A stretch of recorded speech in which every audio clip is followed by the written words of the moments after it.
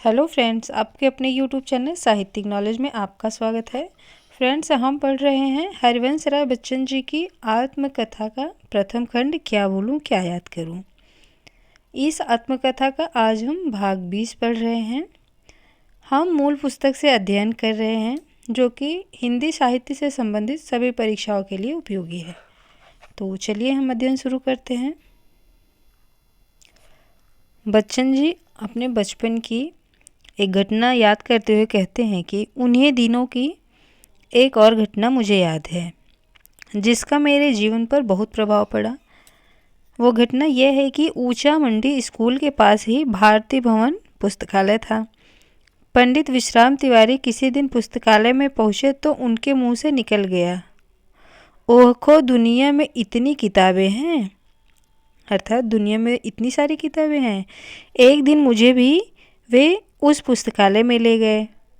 बाहर से उसे मैंने कई बार देखा था और बोले, जहिया ई कुल किताब तू पढ़ी डावा, जैसे इनके पढ़ने मात्र से कोई ज्ञानी या बुद्धिमान हो जाएगा।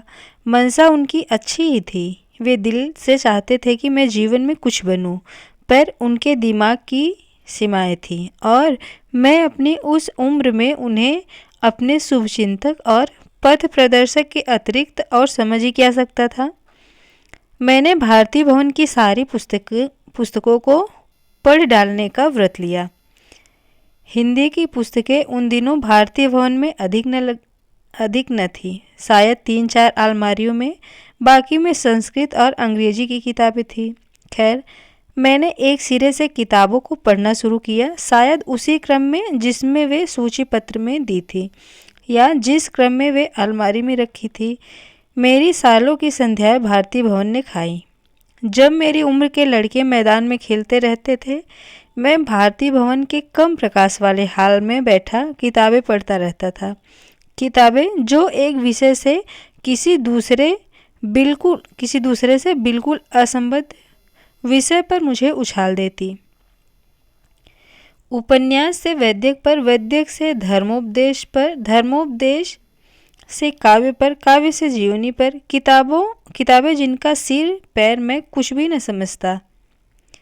किताबें जो शायद पढ़ने योग्य तो थीं, पर बुद्धि के अधिक परिपक्व होने पर। किताबें जिनको मुझे छूना ही नहीं था। काश उस समय कोई मेरा पठन व्यवस्थित कर पाता। इस पर मैं बहुधा पछताया। अब तो मैं यह सोचकर कुछ संतोष का अनुभव करता हूँ कि शायद वह सारा अव्यवस्थित पठन भी बिल्कुल व्यर्थ नहीं गया। शायद कोई अनजान शक्ति बहुत कुछ अव्यवस्थित में से भी कुछ व्यवस्थित सजोती रही। हमारे जीवन का निरूपण बहुत कुछ अनजान शक्ति से होता है। यदि यह शक्ति अनजान अपना सृजनात्मक कार्य न करती तो बहुत कुछ अज्ञात अकस्मात भाग्यवशात हमारे संसर्ग में आता रहता है। वह हमें विक्षिप्त बनाकर छोड़ जाता। आगे कहते हैं कि जुलाई 1919 में मेरा नाम स्थानीय कायस्थ पाठशाला हाई स्कूल के 6ठे दर्जे में लिखा दिया गया। तो ये भी आप ज़रूर नोट डाउन कर लीजिएगा कि जुलाई 1919 में कायस्थ पाठशाला में 6ठे दर्जे में बच्चन जी का प्रवेश कराया गया। मेरे पिताजी भी कायस्थ पाठशाला के विद्यार्थी रह चुके थे। घर में अब भी कुछ किताबें पड़ी थी जिन पर पिताजी का नाम, दर्जा और स्कूल के साथ लिखा हुआ था। जिस स्कूल में मेरे पिता पढ़ चुके थे उसी में मैं पढ़ने आया हूँ। यह सोचकर अपने ऊपर कुछ गर्व होना और स्कूल के साथ एक विशेष लगाव का अनुभव करना स्वाभाविक था।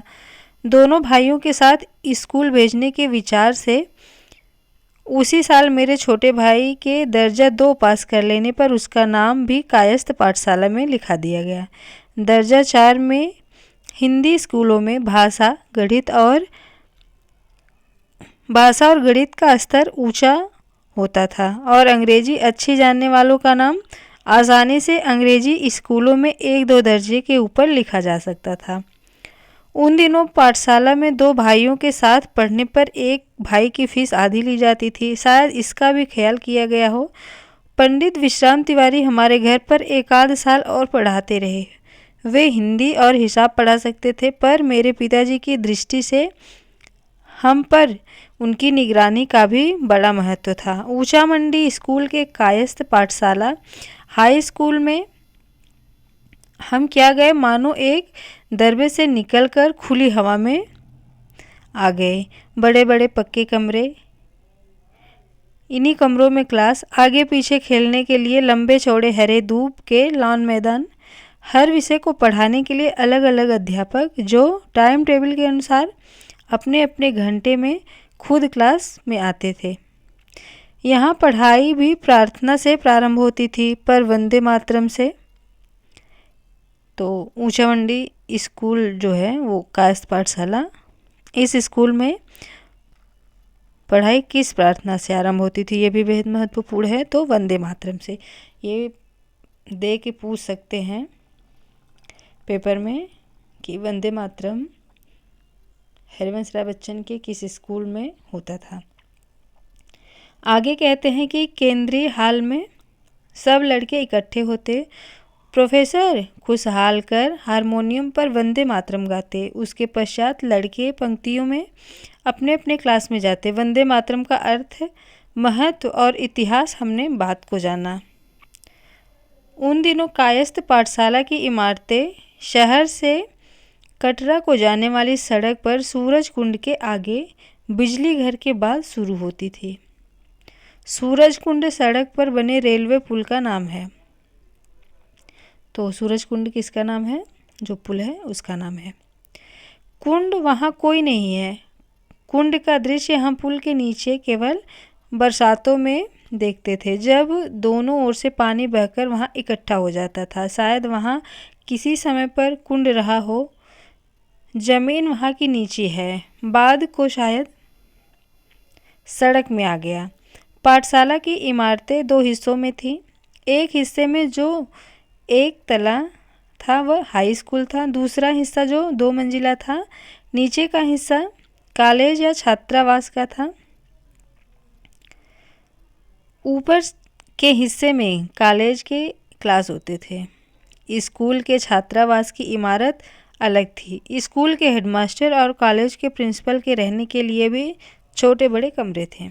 आगे कहते हैं कि कायस्थ पाठशाला का विद्यार्थी में 1919 से 1925 तक रहा। जिस वर्ष वहीं से मैंने हाई स्कूल परीक्षा पास की, यानी अपनी 12 वर्ष की अवस्था से लेकर 18 वर्ष की अवस्था तक, कैशोर्य प्रवेश की ड्योढ़ी से लेकर यौवन प्रवेश के द्वार तक, किसी भी व्यक्ति के जीवन में ये वर्ष बड़े महत्व के माने जाते हैं। अंग्रेजी में इन वर्षों को फॉर्मेटिव पीरियड कहते हैं, अर्थात निर्माण का समय। पर मैं इन्हें केवल निर्माण का समय मानकर संतुष्ट नहीं हो पाता है। ये वे वर्ष हैं जो मनुष्य को एक संज्ञा, एक इयत्ता, एक इकाई, एक व्यक्तित्व प्रदान करते हैं। स्वाभाविक है कि उसके निरूपण में उसका समय, उसका परिवेश, उसकी परिस्थितियाँ सब अपनी भूमिका अदा करती हैं, पर शायद सबसे बड़ी भूमिका अदा करता है स्वयं उसका क्रमशः अधिकाधिक सजग, सचेत, जागरूक होता हुआ अहम। इसलिए इन वर्षों को मैं निर्माण का समय न कहकर आत्मनिर्माण का समय कहना चाहूँगा। किसी का बचपन कोई भी रूप ले ले तो उसके लिए उसे उत्तरदायी नहीं ठहराया जा सकता, पर उसका यौवन जो रूप लेगा उसका दायित्व उसे उठाना पड़ेगा। यह सत्य है कि मेरे निर्माण में मेरे युग का, स्थानीय वातावरण का, मेरी शिक्षा संस्था का, मेरे परिवार का, मेरे पास पड़ोस का हाथ है। मनुष्य का विकास शून्य में नहीं होता, पर एक हाथ ऐसा भी है जो सबको एक विशिष्ट रूप से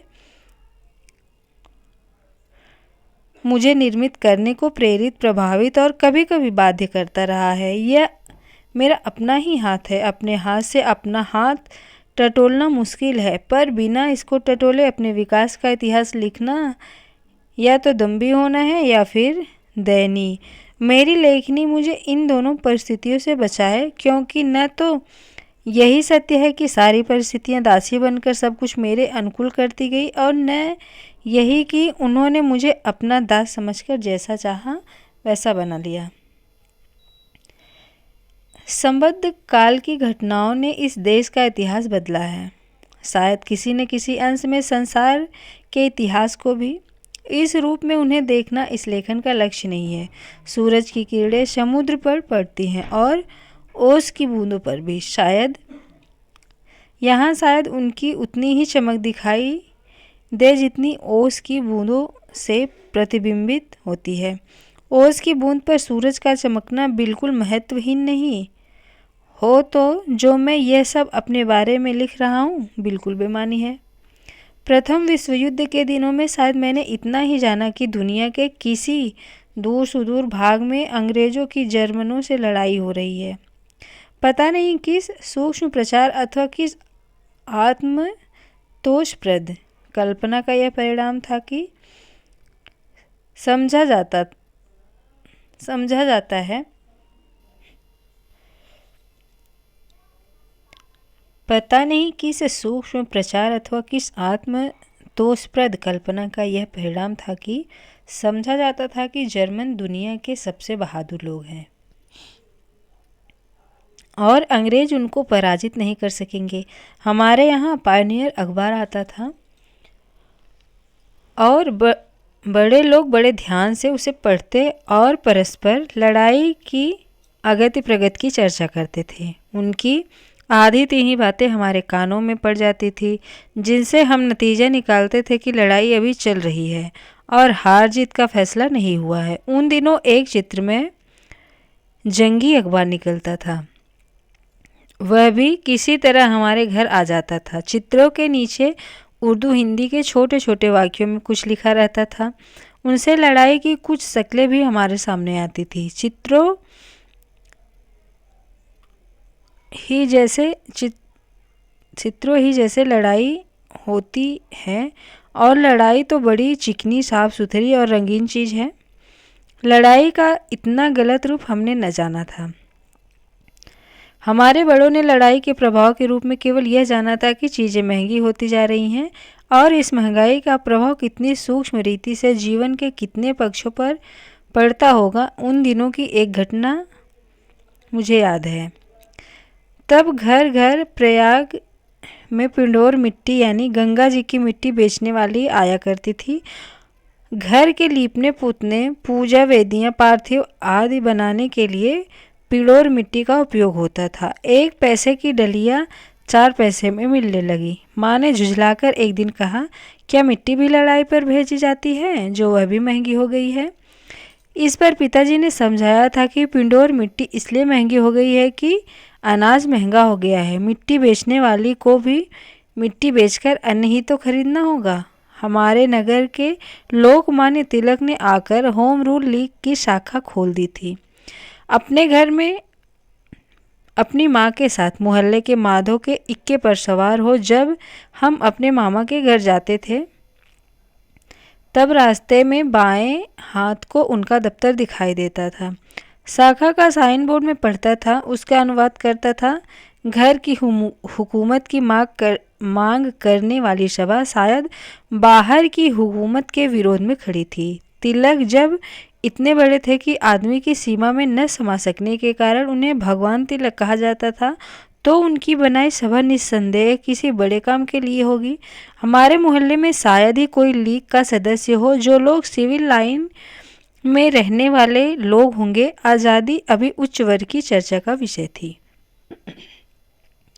महात्मा गांधी भी हमारे नगर में पांव डाल गए थे। अभी टिड्डी दल की तरह जनता का उनके नाम पर उमड़ने का समय तो न आया था, पर जिन 400-500 लोगों ने उन्हें देखा और उनका व्याख्यान सुना था, वे उनकी सादगी, सौम्यता, संत कोटि की नैतिकता और किसी प्रकार के अन्याय के विरुद्ध दृढ़ता से खड़े होने की उनकी क्षमता की चर्चा करते फिरते थे। थोड़े ही दिनों में उनके यशा सौरभ से सारा नगर गमक उठा था। इत्र चुल्लू 2 चुल्लू नहीं मिलना होता। किसी किताब में तभी काठियावाड़ी पाग बांधे कुर्सी पर बैठे उनकी तस्वीर देखने में भी आई है। साथ में कस्तूरबा गांधी भी है। पहल उनके विषय में सुनकर उन्हें मैंने कोई बड़ा कवि समझा था, शायद इसलिए कि बड़े के नाम पर हमारे घर में केवल कवियों की चर्चा होती थी। अब सोचता हूँ मैं बहुत गलत नहीं था। उनकी सारी राजनीति प्रतीकात्मक कविता थी। आजकल तो उनका किया धरा सब कुछ कल्पना की कोटि में चला गया सा प्रतीत होता है। युद्ध की समाप्ति पर ब्रिटेन और मित्र राष्ट्रों की विजय मानने का आदेश हर सरकारी संस्था, सरकारी स्कूल को भेजा हुआ था। ऊंचा मंडी स्कूल को मेरे साथियों ने और मैंने उसी उत्साह से सजाया था जिस उत्साह से मैं अपनी बैठक में प्रतिवर्ष कृष्ण जन्माष्टमी में झांकी सजाता था। उस रात नगर की बहुत सी सड़कों और इमारतों पर रोशनी हुई थी। करकल और मोहल्ले के कई लड़कों के साथ मैं रोशनी देखने निकला था। बहुत सी जगहों पर जॉर्ज परचम और क्वीन मैरी की तस्वीरें और यूनियन जैक झंडे लगे थे। कहीं कहीं गॉड सेव द किंग भी लिखा था। होम रूल लीग के दफ्तर में रोशनी हुई थी। वहाँ वहाँ बिजली के बल्बों से एक बड़े लंबे पट पर लिख दिया गया था, इंडिया फॉर इंडियंस। और इतना कहना भी उस समय बड़े साहस का काम था। दूसरे दिन जगह जगह इसकी चर्चा थी, जैसे कोई नया और क्रांतिकारी नारा उठाया गया हो।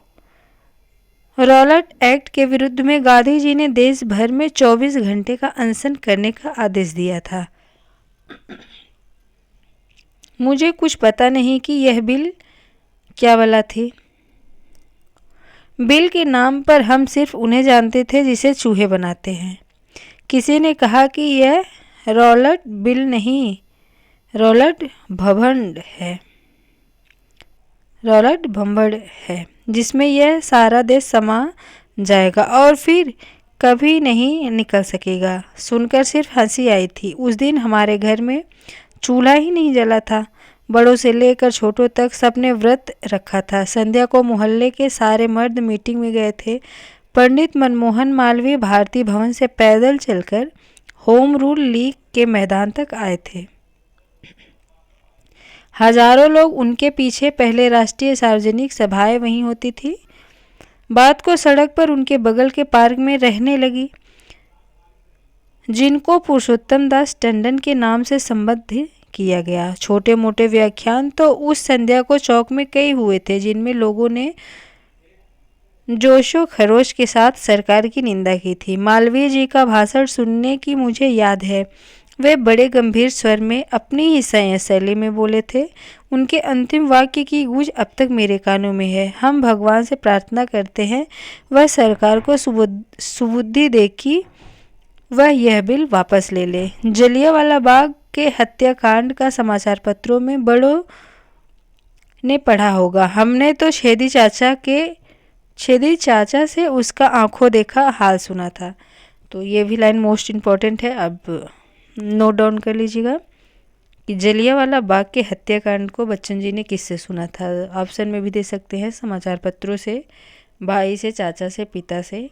तो यहाँ छेदी चाचा नाम के एक पात्र थे, एक व्यक्ति थे जो इस आत्मकथा में आए हैं। तो उनके द्वारा ही बच्चन जी जलियांवाला बाग हत्याकांड के बारे में सुने थे। आगे कहते हैं, हुकूमत करने वाली सरकार, जान माल की रक्षा करने वाली सरकार क्या अपनी प्रजा पर ऐसा अत्याचार कर सकती है? और मैंने बाल मन पर से प्रश्नों का एक झोंका झर्र से निकल गया था। अचानक जनता पर गोलियां चलने लगी होंगी तो उसने क्या सोचा होगा? उस दिन मालवीय जी की सभा पर गोलियां चलने लगती तो हम क्या करते? क्या सरकार जब जनता पर चाहे और कमजोर क्या सरकार जब जनता पर चाहे गोलियां चला सकती है? क्या दुनिया में सब जगह शासक और शासितों में यही जोरावर और कमजोर का संबंध है? क्या सबल और दुर्बल को जब चाहेगा ऐसे ही सताएगा? क्या दुर्बल के पास उससे बचने का कोई उपाय नहीं है? और हमारे मन पर छाए हुए अवसाद को जैसे और गहरा करने के लिए समाचार आया था कि लोकमान्य तिलक का स्वर्गवास हो गया। गंगा में प्रवाहित करने के लिए उनकी अस्थियों का कलश प्रयाग गया था। ऊंचा से ऊंचा भी अंतिम बार यहाँ रजकड़ बनकर आता है। चौक से उसने